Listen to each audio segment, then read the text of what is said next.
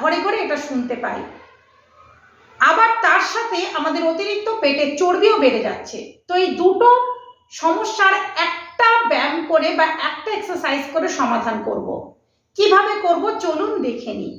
তো এই এক্সারসাইজটি 5 মিনিট করে দিনে 2 থেকে 3 বার করতে হবে। তো চলুন করি। এরকম একটা ম্যাট নিয়ে নেব। ম্যাটের উপরে আমরা ডগ পোজে আমরা এভাবে প্রথমে আমাদের শরীরটাকে এভাবে ডগ পোজে রাখবো।